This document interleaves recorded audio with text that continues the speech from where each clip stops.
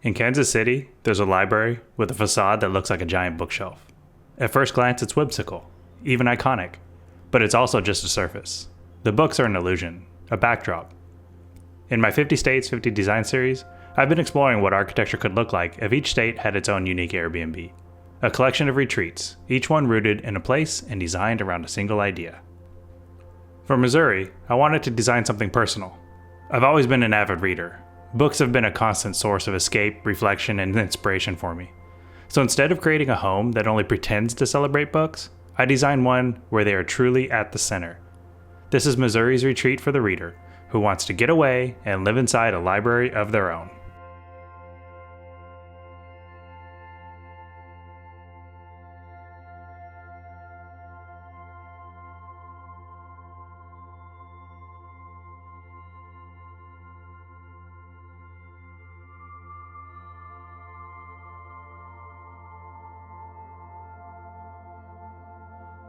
I didn't start this design with the roof or even with the walls.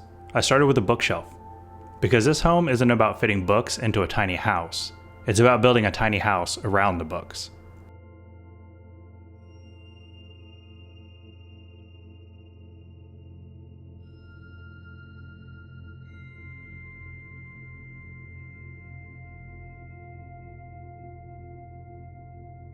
The shelf becomes the spine of the design, rising from floor to loft, long and continuous.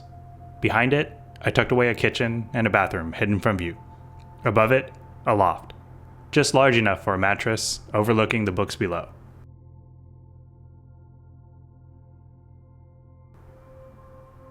Once the shelves were in place, I added what they needed to be protected.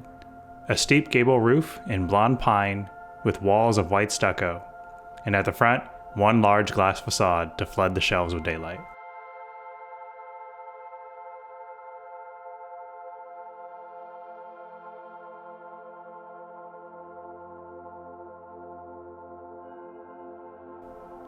Inside, I divided the reading spaces into two experiences.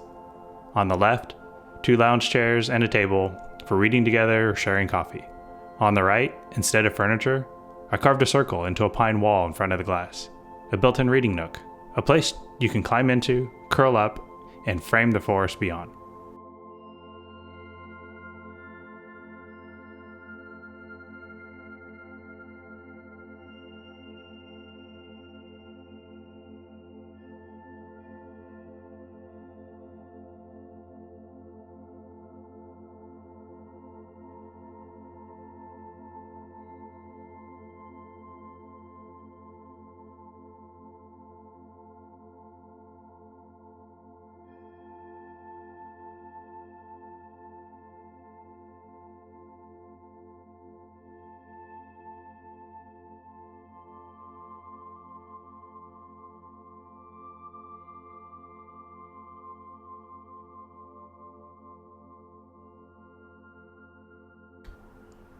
Once I have a good idea of the building from the sketch, I start modeling the way you'd build, from the ground up. First, the floor plan, laying in the spine wall of books, the kitchen, the bathroom behind, and the open reading space in front. Then the walls, white stucco, quiet, and minimal.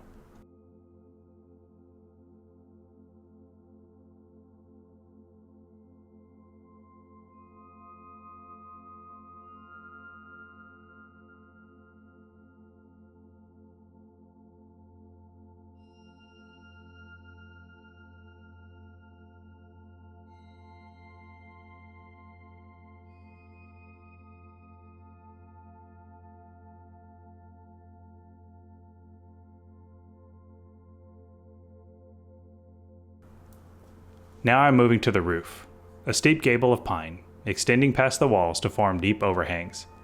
From a distance, this roof becomes the whole identity of the home.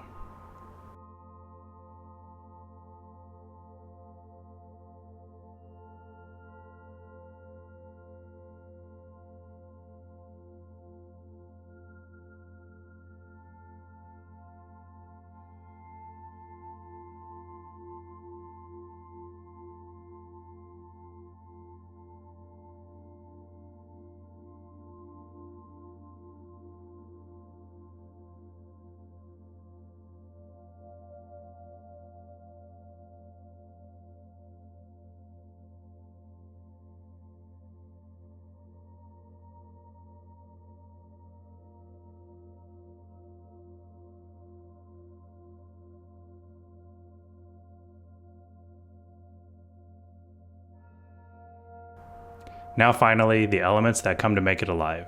The bookshelves filling the spine, the chairs on the left, the circular reading nook carved into the pine wall on the right. Layer by layer, the home takes shape. Not a machine for living, but a retreat for reading.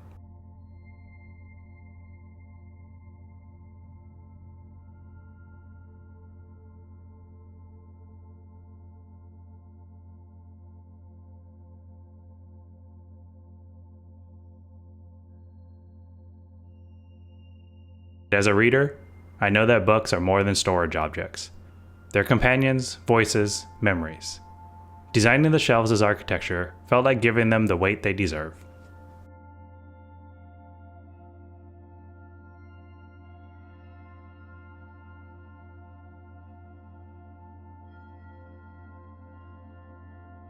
For materials, I kept the palette light and minimal, inspired by Scandinavian simplicity.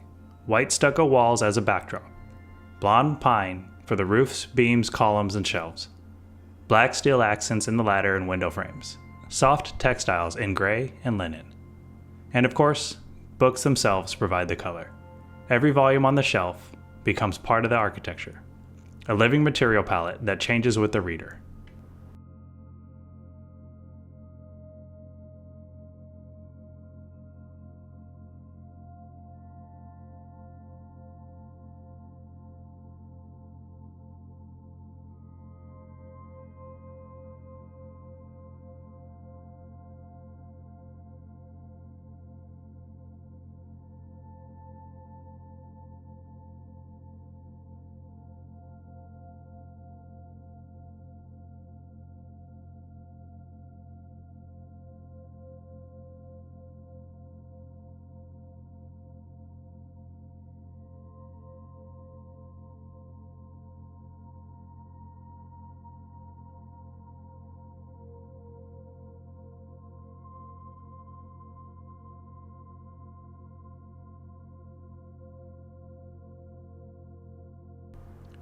Let's visit the home.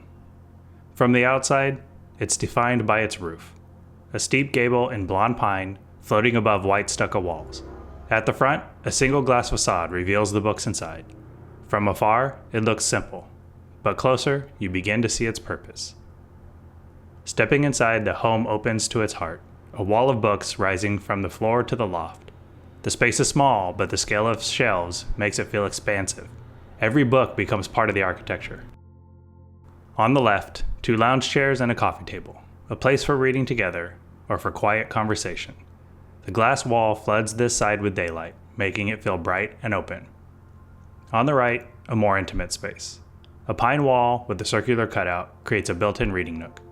From here, you can curl up inside the circle, look out into the forest, and lose yourself in a book. It's a gesture designed not for efficiency, but for joy.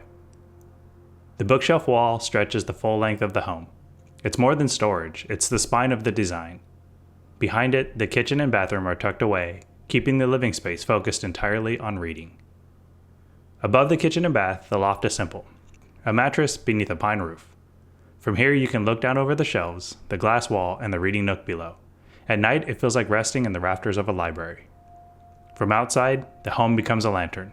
The circle glows, the shelves radiate warmth, and the building announces itself, not as a cabin, but as a retreat for readers. So this is Missouri's design for the 50 States 50 Design series.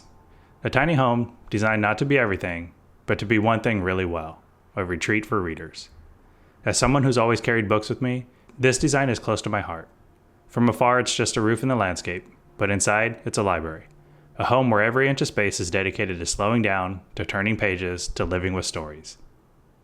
If you'd like to see the plans for this project or support the 50 State series, you can find the link in my Patreon below. And as always, stay curious and design with intent.